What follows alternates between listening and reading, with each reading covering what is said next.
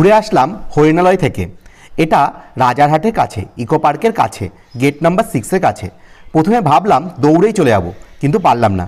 তাই অগত্যা ট্রেনের ভরসা, ট্রেনে উঠে পড়লাম এবং ট্রেনে উঠে চলে গেলাম বিধাননগর স্টেশনে।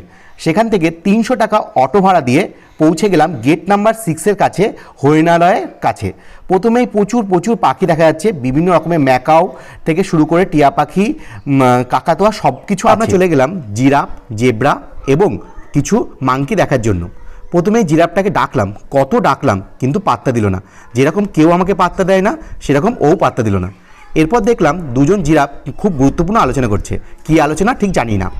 এটাকে ছোট চিড়িয়াখানাও বলা যায় এবং অনেক ছবি তোলার ব্যবস্থা করা আছে। কিছু মেমেন্টো করা আছে, যেমন দেখতে পেলাম ডাইনোসর আছে। আমরা কিছু ছবি তুলে নিলাম, যেগুলো আমার খুব পছন্দ। অ্যাকচুয়ালি অনেক ছবি তুলেছি, কিন্তু সব ছবি দিতে গেলে ভিডিওটা অনেক বড় হয়ে যাবে।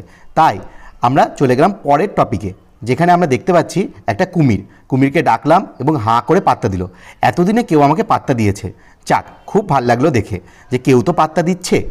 তারপর আমরা দেখলাম যে হরিণালয়ের হরিণগুলোর শিংগুলো এক একটা অনেক মস্ত বড় এবং অনেক রকমের হরিণ আছে।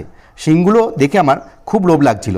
যারা আমাকে হিংসা করে তাদের পেটে ঢুকিয়ে দিতে পারলে খুব শান্তি লাগতো। এরপর কিছু ফান অ্যাক্টিভিটি, যেখানে অনেক বাচ্চাদের খেলার জিনিসপত্র আছে। সব বাচ্চাদের নিয়ে গেলে কিন্তু খুব আনন্দ হবে। এটাকে মিনি জু বলা হয়। এখানে এন্ট্রি 50 টাকা করে। আমরা 4 জন গেছিলাম, কিন্তু 3 জনের এন্ট্রিতে হয়ে গেছে 150 টাকা। এখানেই সে মিনি ব্লকে।